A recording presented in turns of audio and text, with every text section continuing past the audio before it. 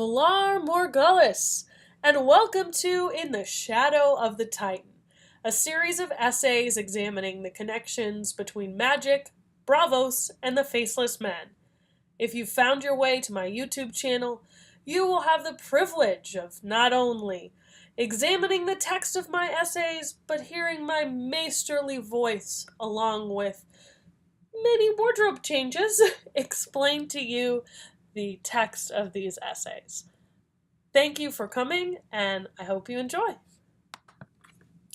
Assassination plots, political intrigue, and strange dark magic jump out as my favorite elements of A Song of Ice and Fire. They combine to make a story that is fantasy, horror, political thriller, and mystery all rolled into one. This potent mix lives at the heart of Braavos and the mysterious house of Black and White. And like every good fantasy, horror, thriller, mystery, the deeper you go, the weirder it gets. So I'll start my investigation with the simple question. What in the holy heck is going on in the deep levels of the house of Black and White? Seriously, what strange sorcery allows a cult of death god worshipping assassins to preserve thousands of faces underground and then wear them like skins? It's so creepy. I have to laugh when I'm describing it out loud, or I might scare myself.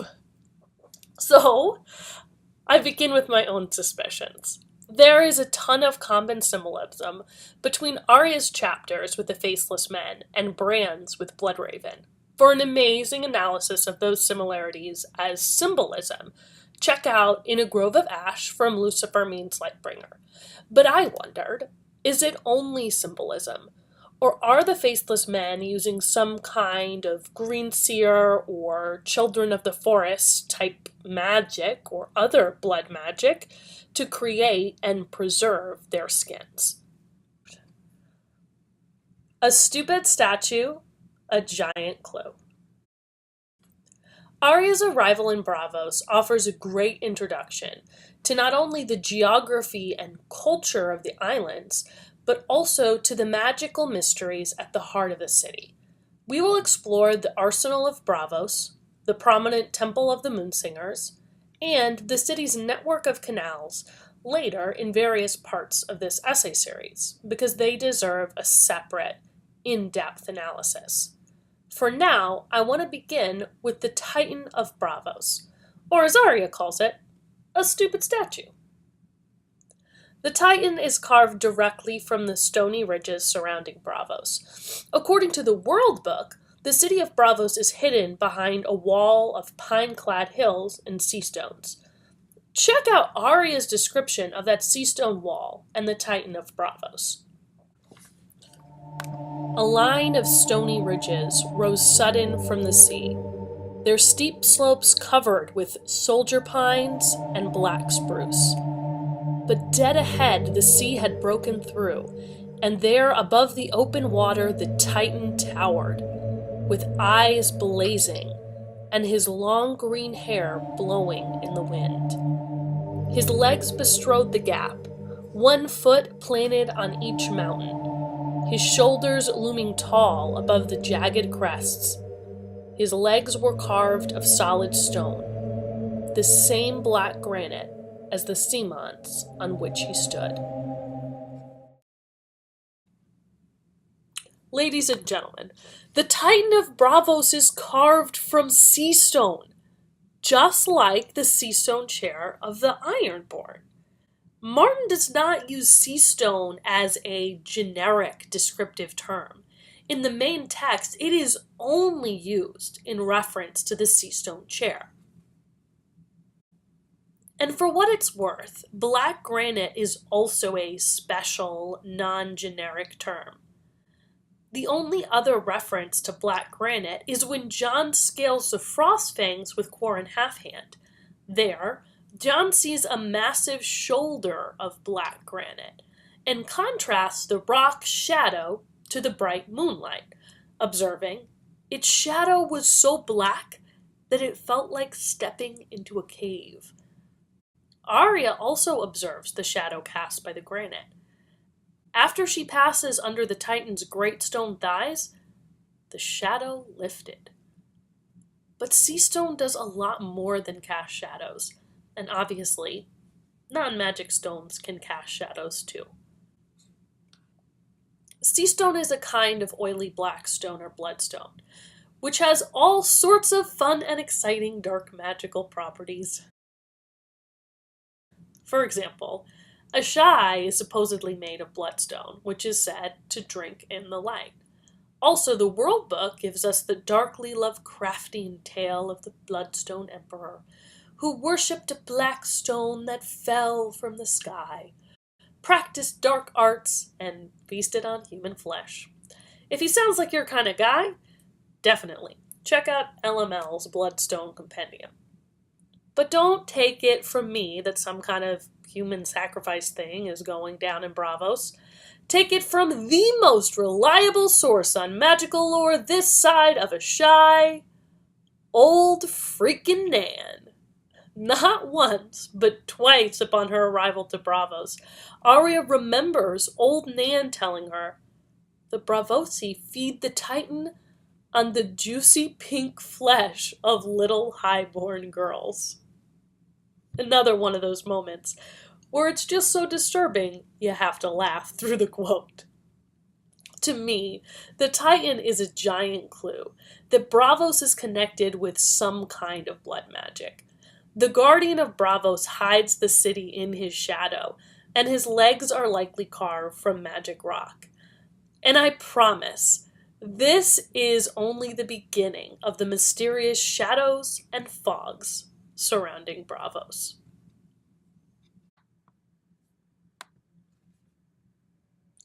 A great girl in a gray stone city. On her way through the lagoon to the House of Black and White, Arya, hoping to find a god's wood in Braavos, observes, "They have no trees. Braavos is all stone, a gray city in a green sea." A stone gray city without trees sounds a lot like a tomb, a city of death. And indeed, death, murder, and vengeance are all central to Arya's purpose there. We have a gray city of death protected by a bloodstone avatar and surrounded by a green sea. As we will explore throughout this essay, Braavos is full of both death and underworld symbolism, as well as symbolic references to greensight or opening your third eye.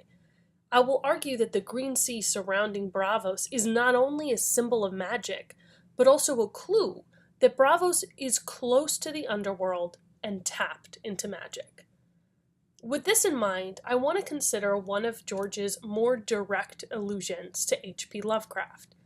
The Bloodstone Emperor figure we discussed above is a direct reference to Lovecraft's The Church of Starry Wisdom. Big shout out here to the Great Empire of the Dawn episode from History of Westeros, collaborating with Lucifer Means Lightbringer for making this connection. In Lovecraft, the Church of Starry Wisdom performed human sacrifices over something called the Shining Trapezohedron, which, to simplify, was the black stone that the cult worshipped. In exchange for blood, they received visions of the future and arcane knowledge. This concept is completely consistent with the world that George R.R. Martin has built. Just think about the visions induced by Shade of the Evening, how blood is necessary to light a glass candle, or how Jojen paste enhances Bran's magical abilities. These are all instances of blood exchanged for visions, knowledge, or power. So, is it possible that the Faceless Men are doing something similar in the House of Black and White? Are they, in fact, ritually sacrificing people in exchange for visions of the future? Visions that could give them the ability to manipulate events all over the world? Well, I certainly think so. But if you think this sounds a lot like Ancient Aliens level tinfoil right now, I gotcha. To put it more mildly, I want to argue that the presence of some kind of blood sacrifice or bloodstone related magic is at the heart of Braavos and the mysteries of the Faceless Men. I will be marshaling as much evidence as I can throughout this essay series, and some clues will be better than others. But once I combine the historical record with an analysis of the magical artifacts in Braavos, and finally show how my theory is consistent with the role the Faceless Men and Arya play in the overall story, I hope to make a plausible case that the Faceless Men, in partnership with the Iron Bank and the people of Braavos, are using magical artifacts and blood sacrifice to make faces, complete certain assassinations, and also to assert political power. I am not arguing that the Faceless Men are Greenseers. I am not arguing that the Faceless Men are descended from Azor Ahai or the Bloodstone Emperor. Instead, I believe that they are using magic similarly to someone like Miri Mazdur. They have collected a variety of magical artifacts and knowledge of spells. I also believe that similar to the Wall or the Hollow Hills in the Riverlands, both Braavos itself and the underground tunnel cave network under the House of Black and White are places with special magical properties. I'm going to approach my investigation into the magic of the Faceless Men in 3 parts. First, I'll examine Braavosi history to lay the groundwork for my analysis and show how blood and magic sacrifice are consistent with what we know about the Faceless Men and the founding of Braavos. I will suggest that magic helps explain some of the larger inconsistencies surrounding the founding of Braavos and in the historical narrative. Second, I will build the case for Braavos as a magic location and investigate the different kinds of magic used inside the House of Black and White.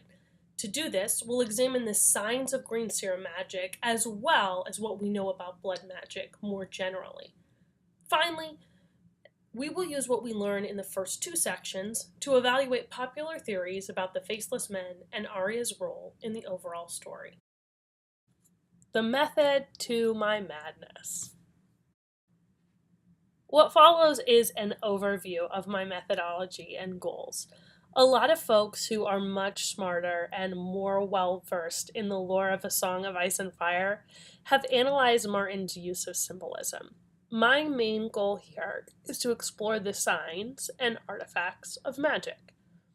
Broadly, George R. R. Martin's magic system is broadly tied to elements and to blood. But there are also magical artifacts and locations throughout the story. So, although certain types of magic are linked to hereditary bloodlines, dragon bonding and skin changing, for example, magic also manifests itself in artifacts and locations that are not definitively tied to the straightforward bloodline sense of blood. Artifacts are often related to elements. Think of obsidian as frozen fire. Artifacts are also tied to blood sacrifice. Think of lighting an obsidian glass candle with blood. Combining these 2 ideas evokes blood and fire. Familiar. Magic locations are literally close to or embedded in the earth. Think of caves and hollow hills of the Children of the Forest. Magic locations can also be directly tied to the elements. Consider the ice magic in the Wall, and also how Melisandre believes her magic is stronger at the Wall because it is a hinge of the world. Because magic is not a real thing on Earth, analyzing the signs or artifacts of magic will naturally involve some analysis of symbols. Take blood, for example. Blood can be symbolic of life force, or it can be symbolic of heat and fire. And when we get red tides or black pools or showers of blood, blood can be symbolic of a well, cleansing, or the sea. But sometimes these symbols are also acting as signs or clues about magic. Sometimes blood is literally a blood sacrifice. But how do we understand how the magic of blood sacrifice works? George is not going to give us a scientific style answer. Instead, he's going to use a set of metaphors, imagery, and symbols to tie the magic to natural elements. And then, if we are lucky, a character may confirm that we are right by describing how magic works in world. The rustles and the whispering of the weirwoods are a perfect example. Sometimes a whisper is just descriptive language. Sometimes it is symbolic of the dead talking, and other times it is a sign that the dead actually are talking. Bloodraven tells Bran as much. A greenseer talking through a tree sounds like a whisper on the wind or a rustling of the leaves. And then, if we look closely, George will give us an example of someone using that specific magic. For example, when Theon hears Bran through the Winterfell heart tree. So, we are looking for physical clues or artifacts, the weirwood as a sacred location, tied to natural elements, the whole whispering of the wind or rustling of the leaves, tied to an explanation of magic in the text, Bloodraven chatting with Bran, and a demonstration of that magic being used, Theon hearing Bran.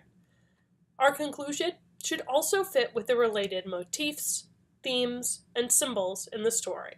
Here, that would more broadly be the Stark's connection to weirwood trees. If we can find all or most of these things, and then tie them in with the face changing or other kinds of magic at the House of Black and White, we should be able to develop a reasonable guess about what kind of magic is at foot, and draw some creepy and fun conclusions.